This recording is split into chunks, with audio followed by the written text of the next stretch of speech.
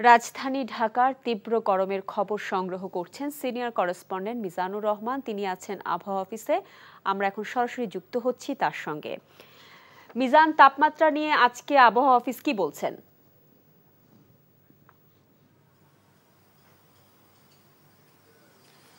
হ্যাঁ শাওন, এই চলতি মাস, এই যে এক সপ্তাহের মতো সময় আছে, আবহাওয়া অফিসের যে পূর্বাভাস তাতে দেখা যাচ্ছে তারা বলছে যে এই মাসে সেভাবে কোনো বৃষ্টিপাতের সম্ভাবনা নেই এবং তাপমাত্রা যে তীব্র থেকে মৃদু তাপপ্রবাহ সারা দেশে চলছে তা অব্যাহতই থাকবে। এবং এই যে এখন যে হিট অ্যালার্ট চলছে 72 ঘন্টার সর্বশেষ, তার মধ্যে আজকে দ্বিতীয় দিন। বিকাশে কম খরচে ক্যাশ আউটের লিমিট বেড়ে 50,000, প্রিয় এজেন্টও 2টা।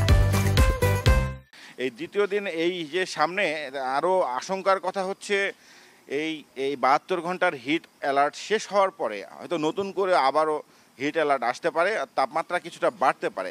আকাশে মেঘের কথা বলছে যে আকাশে যদিও মেঘ আছে, কিন্তু এই মেঘে কিন্তু বৃষ্টিপাত ঘটাবে না, কারণ আর্দ্রতার পরিমাণ এত বেশি এবং গরম এত অনুভূত হচ্ছে। এবং সব কিছু মিলে এই কয়েকদিন আছে এই যে এপ্রিল মাসের, সেখানে কোনো বৃষ্টিপাতের সম্ভাবনা তারা এই ঢাকা শহরে দেখছে না। বৃষ্টি হলেও সর্বোচ্চ সিলেট বা চিটাগাং অঞ্চলে সামান্য বৃষ্টি হতে পারে। এছাড়া এই তাপমাত্রা আর কিছুটা বৃদ্ধি পেতে পারে, এই কথাও কিন্তু বলছে। এবং পরবর্তী হিট অ্যালার্ট এই যে 72 ঘন্টা শেষে আবারও জারি, আবারও তাদের সতর্কতা বা সেই ঘোষণা দিতে পারে, এমন সম্ভাবনার কথাও কিন্তু তারা বলছে। তো সামগ্রিকভাবে সারা দেশের এই আবহাওয়াবিদদের তারা বলছেন যে এখন যেহেতু এই খুবই একটি চরম আবহাওয়াপন্ন অবস্থা বিরাজ করছে, জনসাধারণকে তাদের নিজেদের স্বাস্থ্যের কথা বিবেচনা করেই অযথা বাইরে বের হওয়ার ক্ষেত্রেও কিন্তু তারা কিন্তু পরামর্শ দিচ্ছিলেন যে এই গরমের ভিতরে বাইরে গেলে তাদের শারীরিক অবনতি ঘটতে পারে। তো শাওন, এই ছিল আবহাওয়ার অফিস থেকে সর্বশেষ প্রাপ্ত তথ্য। জানছিলাম তাপপ্রবাহের খবর। আগামী 9 মে থেকে শুরু হবে হজ ফ্লাইট, এমনটা জানিয়ে ধর্মমন্ত্রী ফরিদুল হক হুঁশিয়ারি দেন যেসব এজেন্সি নির্ধারিত সময় হজযাত্রীদের ভিসা ও বাড়ি ভাড়া করবে না তাদের বিরুদ্ধে কঠোর ব্যবস্থা নেওয়া হবে।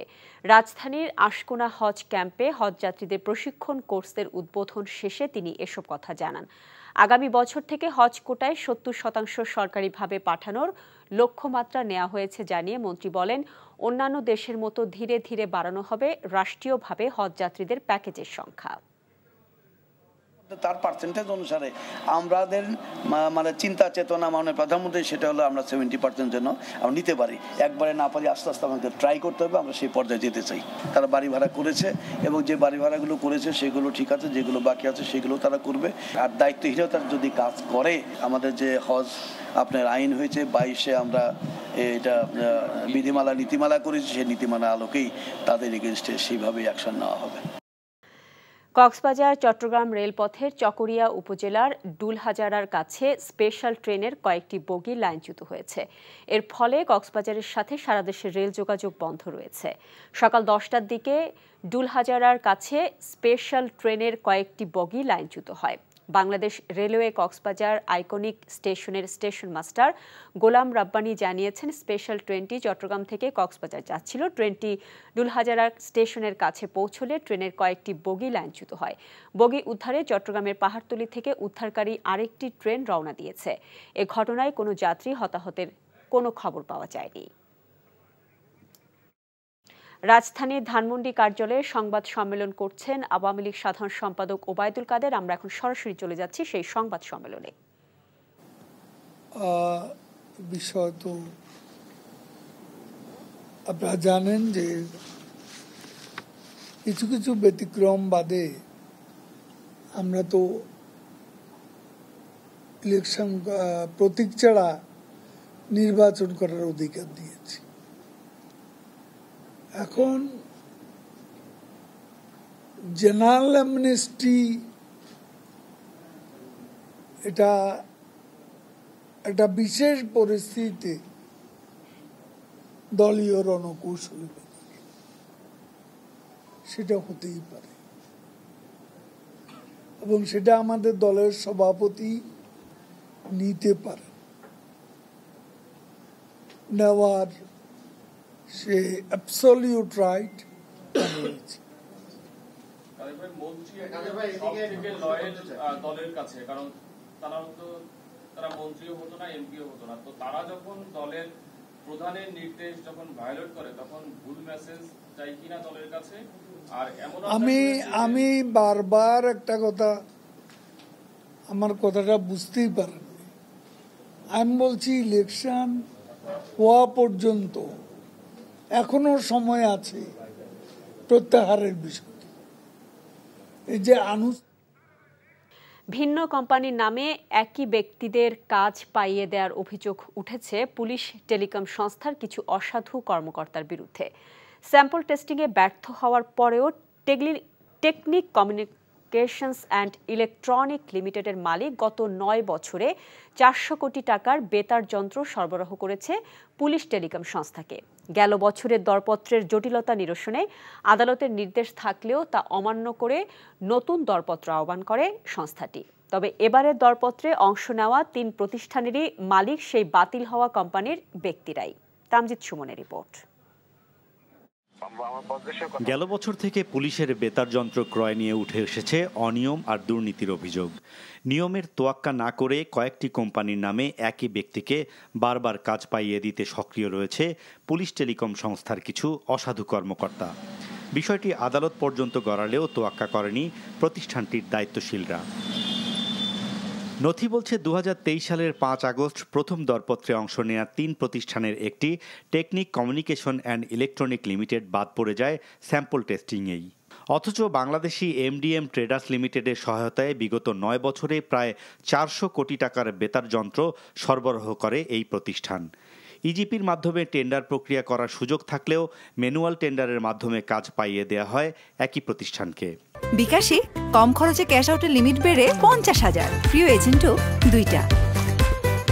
3টা কোম্পানি অ্যাটেন্ড করছে, কিন্তু তাদের মালিকানাতে একই লোক আসছে, তারা 3টা কোম্পানি নন রেসপন্স হয়ে যাবে। একই অফিস থেকে গত কয়েক বছর ধরে 41টা টেন্ডার হলো, তার মধ্যে 40টা টেন্ডারে একটা কোম্পানি পেয়েছে। এটা আসলে একটা অবিশ্বাস্য এবং হাস্যকর ব্যাপার। স্যাম্পল টেস্টিংয়ে ব্যর্থ প্রতিষ্ঠানটি বাদ পড়ে যাওয়ার পর থেকেই নতুন দরপত্র আহ্বানে শুরু হয় গড়িমসি। অনিয়মের অভিযোগ গড়ায় আদালত পর্যন্ত। বিষয়টি নিয়ে সর্বোচ্চ আদালতে রিট হলে 7 দিনের মধ্যে সুরাহার নির্দেশ দেয় আদালত। তবে আদালতের আদেশ অমান্য করে আগের দরপত্র সুরাহা না করেই একই ক্রয় সংক্রান্ত নতুন দরপত্র আহ্বান করে পুলিশ টেলিকম সংস্থা। আশ্চর্যের বিষয় হলো, নতুন দরপত্রে অংশ নেয়া 3টি প্রতিষ্ঠানের মালিকানাতেই নাম দেখা যায় একই ব্যক্তিদের, যারা স্যাম্পল টেস্টিংয়ে বাদ পড়া এমডিএম ট্রেডার্স লিমিটেডেরও মালিক। কোর্টের আদেশটা তো সুস্পষ্ট, 7 দিনের মধ্যে এটা নিষ্পত্তি করার জন্য আদালত নির্দেশ দিয়েছেন, সেটা তার জন্য মানতে এটা বাধ্যকর।